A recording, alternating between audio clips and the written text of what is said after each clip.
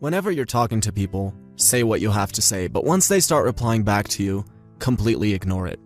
It can't possibly be interesting or important. In fact, it is critical that you use this time to prepare for what you're going to say once they're done. Think very hard about what absolutely genius thing you're going to say next. Also, make it really obvious that this is exactly what you're doing by not showing any form of acknowledgement once they're done, and if you can, start your next thought even if they're not quite finished with their final sentence. Whenever you're around people, complain a lot. If you're meeting someone after work for dinner, make sure you tell them all about how horrible it is to work where you work. If you can, also throw in some unpleasant facts about your family for extra bonus points. It's not enough that you're drained after a long day of work, you can't possibly be happy until the other person is completely drained as well. The following step works well with anyone, but I found that it works especially well if you have a significant other. Like most people, she probably has great qualities along with some unpleasant ones, and you know very well which ones you need to focus on. Don't ever say anything appreciative about how she cleaned up your mess or how she tried to make you happy yesterday. These things are irrelevant. Focus instead on the one negative trait she has and constantly criticize her for it. Always walk around with a pissed off and an unpleasant face. Don't ever smile. When people don't react well to you and your social interactions suffer, be confused as to why. Make sure to not make any effort to remember people's names. It's not like you can make them feel like you care if you do. If this task requires that you put in extra effort or figure out a way to get better at this, come up with an excuse to not take responsibility. One that works really well is the following. All you have to do is say this magic sentence. Sorry, but I'm not good with names. This somehow completely takes away any need to make an effort, and hey, now you're the victim. Congratulations.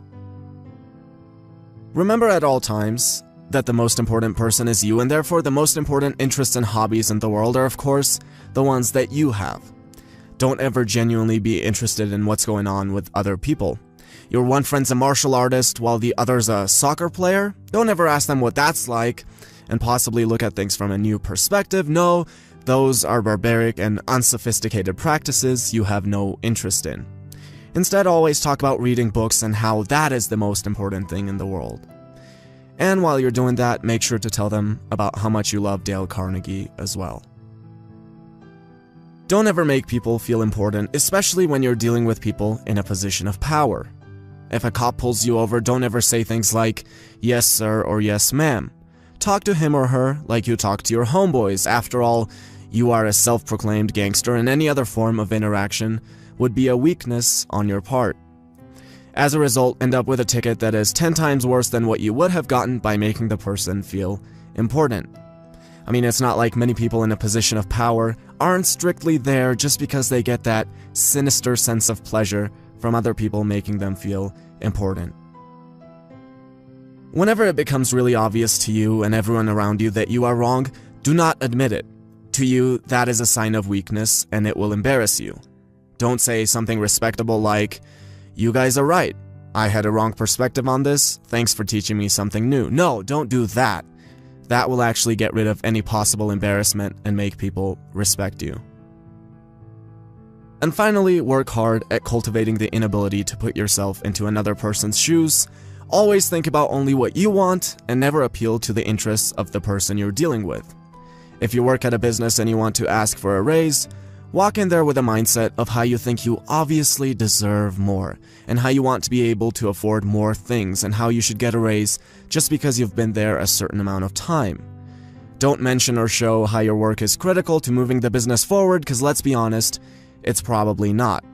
Plus, then you'd be appealing to the business owner's interest, and that might actually get you a raise. But hey, don't do that. These types of thoughts don't occur to you.